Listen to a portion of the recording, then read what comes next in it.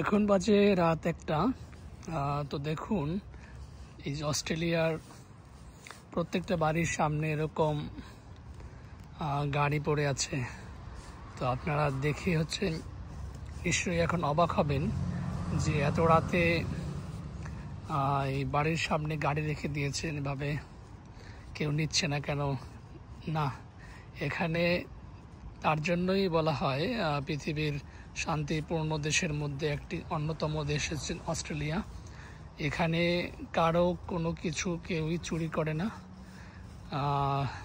এবং এরকম গাড়ি যার যার বাড়ির সামনেই থাকে, কেউ পার্কিংও করে না ভিতরে, এরকম গাড়ি পড়ে থাকে।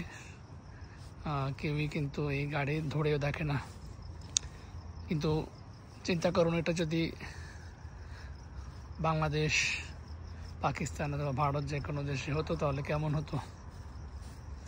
একবার চিন্তা করতেই পারেন।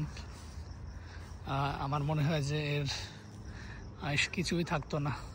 দেখুন, একটা বাড়ির সামনে 3-4টা করে গাড়ি আছে, কিন্তু কেউই কিন্তু এই গাড়ি কিছুই করছে না। তো এর জন্যই বলা হয় যে উন্নত দেশে মানুষের মন মানসিকতা উন্নত। আমার দেশও খুব ভালো, কিন্তু যদি মানুষজন চরিত্র বদলায় তাহলে আমার দেশ খুব উন্নত হবে। আজ এখানেই থাকবেন, ভালো থাকবেন, সুস্থ থাকবেন।